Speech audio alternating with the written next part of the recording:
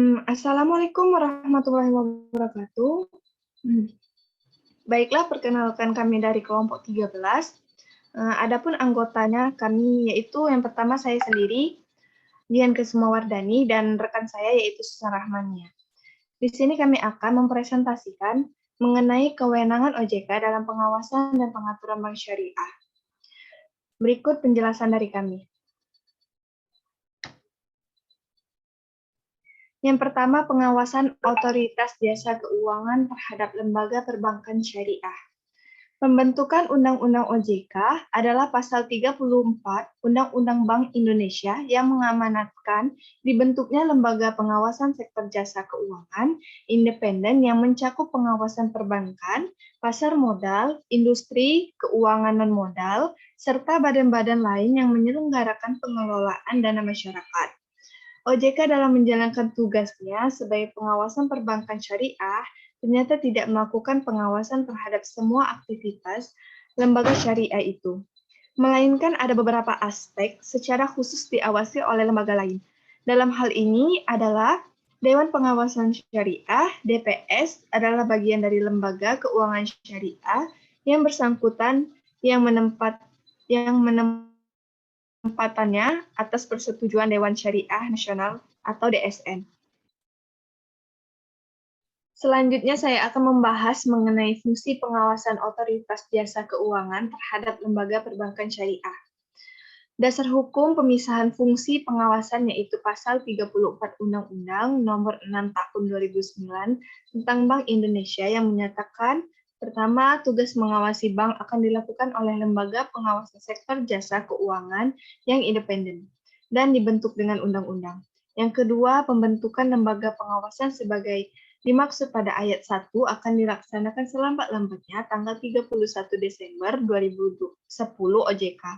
Mempunyai fungsi menyelenggarakan sistem pengaturan dan pengawasan yang terintegrasi terhadap keseluruhan kegiatan di sektor jasa keuangan. Adapun tugas OJK sesuai dengan pasal 6 Undang-Undang OJK yaitu melaksanakan tugas pengaturan dan pengawasan terhadap A. Kegiatan jasa keuangan di sektor perbankan, B. Kegiatan jasa keuangan di sektor pasar modal, dan C. Kegiatan jasa keuangan di sektor perasuransian dan dana pensiun lembaga pembiayaan dan lembaga jasa keuangan. Untuk melaksanakan tugas pengaturan dan pengawasan di kegiatan jasa keuangan sektor perbankan, OJK mempunyai wewenang yang pertama, pengaturan dan pengawasan di lembaga perbankan. Yang kedua, pengaturan dan pengawasan mengenai kesehatan bank yang meliputi A. Likuiditas, rentabilitas, solvabilitas, kualitas aset, rasio, kecukupan modal minimum, batas maksimum, pemberian kredit, rasio pinjaman terhadap simpanan dan pencadangan. 3. Pengaturan dan pengawasan mengenai aspek kehati-hatian bank. Selanjutnya,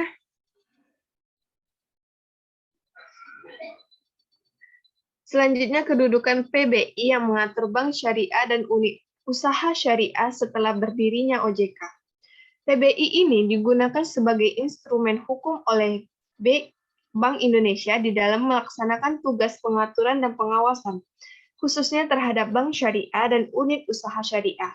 Terkait dengan penyelenggaraan tugas pengaturan dan pengawasan Bank Indonesia menyusun PBI yaitu yang pertama, menentukan kriteria tingkat kesehatan dan ketentuan yang wajib dipenuhi oleh bank syariah dan undang-undang syariah. B. Menentukan persyaratan dan tata cara pemeriksaan yang dilakukan akuntan publik atau pihak lain atas nama Bank Indonesia. Yang C. Menentukan persyaratan dan tata cara pencabutan izin usaha bank syariah. Baiklah, pembahasan selanjutnya akan dibacakan oleh rekan saya, yaitu Susan Rahmania. Kepada Susan, saya persilakan. Baiklah, pembahasan yang selanjutnya mengenai hubungan kelembagaan antara Bank Indonesia dan Otoritas Jasa Keuangan. Hubungan kelembagaan, khususnya perihal koordinasi dalam membuat peraturan pengawasan di bidang perbankan, yakni A. Kewajiban pemenuhan modal minimum bank, B. Sistem informasi perbankan yang terpadu. C. Kebijakan penerimaan dana dari luar negeri, penerimaan dana valuta asing, dan peminjaman komersial luar negeri. D. Produk perbankan, transaksi derivatif, kegiatan usaha bank lainnya. E. Pemenuhan institusi bank yang masuk kategori systemically important bank. Dan F. Data lain yang dikecualikan dari ketentuan tentang kerahasiaan informasi. Pengawasan yang dilakukan BI terhadap Bank Syariah dan UUS meliputi pengawasan tidak langsung atas dasar laporan bank dan pengawasan langsung. Pengawasan dilaksanakan dengan cara A. Menentukan kriteria tingkat kesehatan dan ketentuan yang wajib dipenuhi oleh Bank Syariah dan UUS.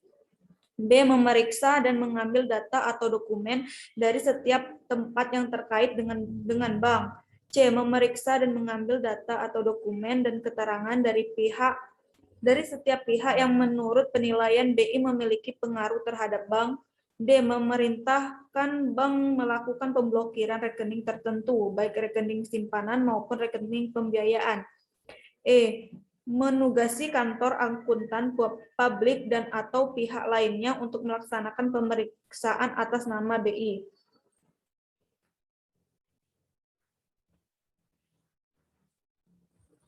Selanjutnya, kesimpulan yang dapat kami tarik yaitu OJK dalam menjalankan tugasnya sebagai pengawas perbankan syariah ternyata tidak melakukan pengawasan terhadap semua aktivitas lembaga syariah itu, melainkan ada beberapa aspek yang secara khusus diawasi oleh lembaga lain. Dalam hal ini, DPS atau Dewan Pengawas Syariah, DPS adalah bagian dari lembaga keuangan syariah yang bersangkutan. Undang-Undang Nomor 21 Tahun 2011 dalam membentuk OJK sebagai lembaga yang independen dan bebas dari campur tangan pihak lain, yang mempunyai fungsi, tugas, dan wewenang pengaturan, pengawasan, pemeriksaan, dan penyidikan sebagaimana diatur dalam undang-undang yang dimaksud. Lembaga tersebut melaksanakan kegiatan di sektor perbankan, pasar modal, peransuransian. Pembentukan undang-undang OJK dimaksudkan untuk memisahkan fungsi pengawasan perbankan dari bank sentral ke sebuah badan atau lembaga yang independen di luar bank sentral. Dasar hukum pemisahan fungsi pengawasan itu pasal 34 Undang-Undang Nomor 6 Tahun 2009 tentang Bank Indonesia. Baiklah, kembali kepada moderator. Baiklah, sekian dari kami. Inilah penjelasan dari kelompok kami. Apabila ada salah kata, kami minta maaf kepada Allah. Saya mohon ampun. Saya akhiri dengan wabillahi taufiq wal hidayah. Wassalamualaikum warahmatullahi wabarakatuh.